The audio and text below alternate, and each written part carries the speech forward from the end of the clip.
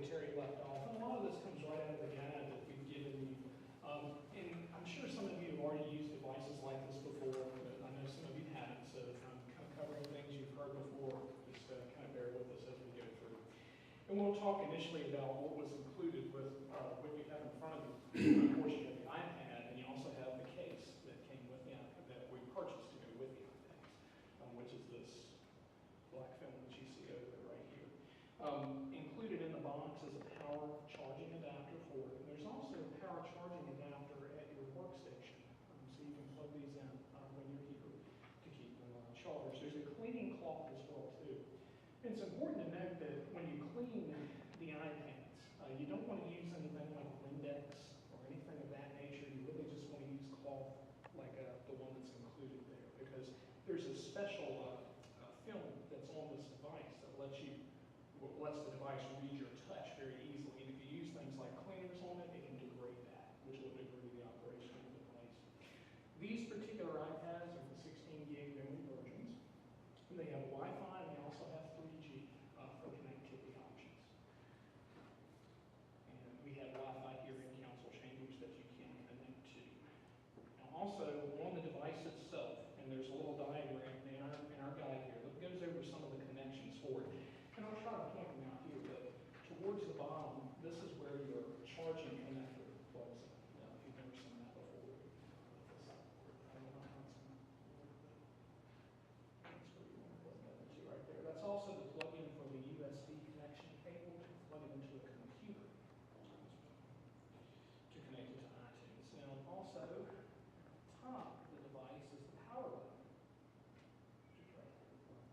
Now, this button, the iPad is kind of always in constant on mode, but you can physically turn the device off. And sometimes that is preferable, because when the device is in kind of the sleep mode, it's still consuming battery power. If you hold this button, let's see, we get an option that says slide and power the device off. Yep, just like that. Yep, it's very similar. I'm not going to turn this off, of course, there, but that's something you might want to consider doing if you know you're not going to use the device for a while. How long for 6 seconds? 6 seconds? 6 seconds. Well, I didn't know it was 6 seconds. That's what it is on the iPhone. I'm sure it's same on the iPhone. Probably so. Same operating system.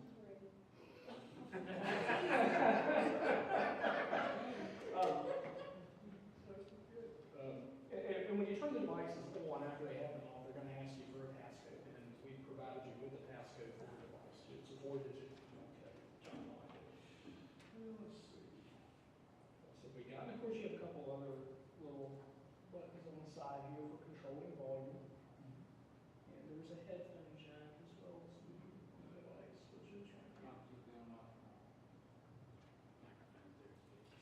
And it's important to note that when you plug these up to charge them, it takes some time to recharge a battery from dead. What we've noticed is it takes about 6 hours. So if it dies completely, it takes a while to charge it back up. You can still use it while it's plugged in and you're charging, but you may want to keep it charged just so it's good to go when you're ready to leave and move around with it. And there's also a stylus included too. These are one of those things that you used to see a lot when everybody had the Palm Pilots. That's been that long ago.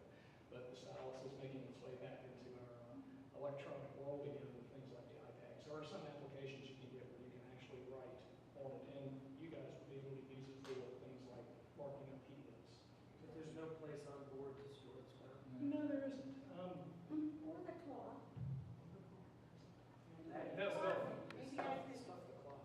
Yeah, okay, there's something else. Lie down. It's back to that carrying pictures. If you go to www.iPadaccessories.net, I know, my pen. you can buy all kinds of covers that you can put, all your laundry if you want. The cloths that you have actually fit perfectly over top. You lay them over top of it.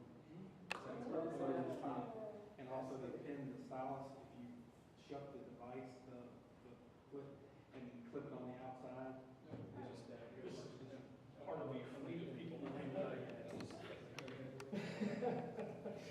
We talked about carrying from the computer just briefly, and that's you want to use the cloth that's included to clean the screen with. You don't want to use that in. I'm sorry. What's that in? Oh, it sure does. Just shake it a little bit here. felt disoriented. Okay, well, we're back, You can control that, by the way. Sure can. You can lock that so it won't rotate if you drive you nuts. It's an option in the settings. There's a switch also on the side, which is what we're talking about, that you can assign to prevent the device from doing this without just doing it. How do you like it, Tim? Yeah. There's two ways to lock it. That switch on the side here can either mute your speaker, or you can assign it to control the rotation. The other way is double click on the button, and you get something on the bottom that comes up, and you go all the way to the left, and there's a button that has a circle. Other way, sorry. Other way. See that button on the very left? Hit that button and it'll lock the rotation. Press that, you see it will lock here. Then it won't rotate on it.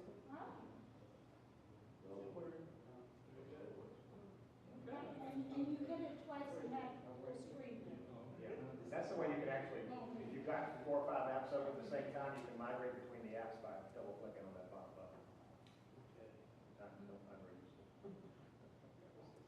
Mr. Payne is a valuable resource too, so use him often.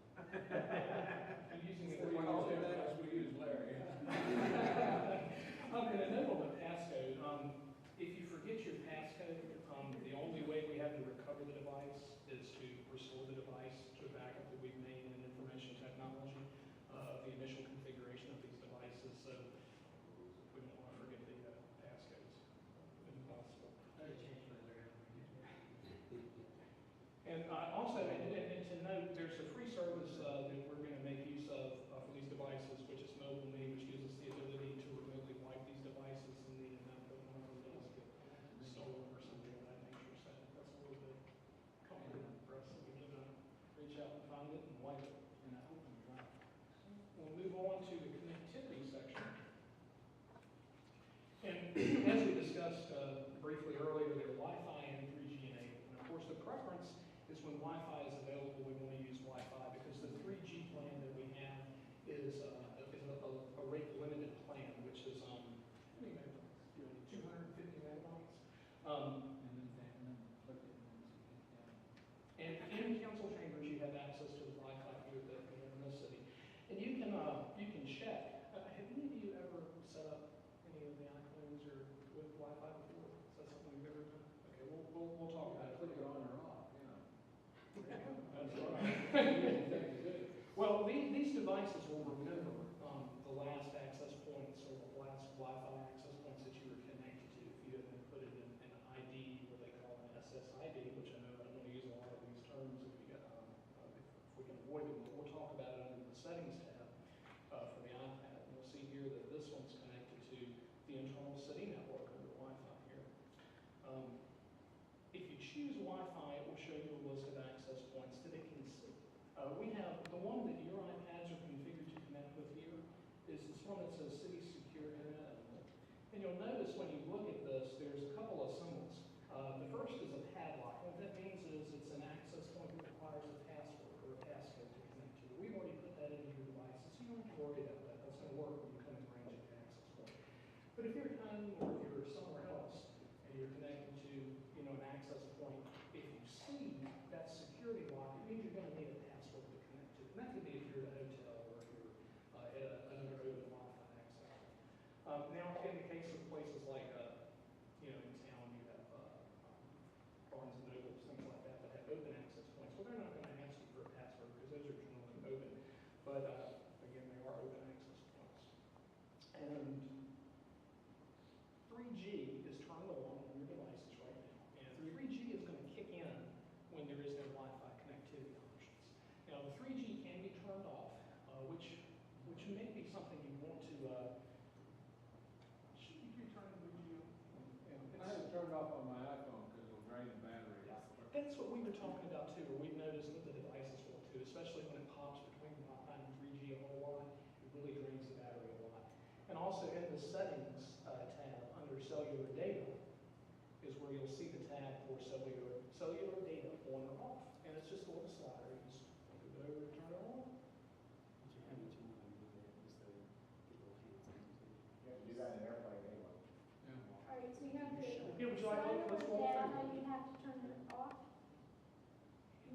should it be off? It's on right now. Yeah, we have them on right now just for the purpose of the discussion that we're talking about here, but it would be preferable to turn the cellular data off when you are in a Wi-Fi accessible location. You want me to turn it off? Yeah. Okay. Just like, does everybody see where we're at with that? Yeah. You got it. No, I didn't.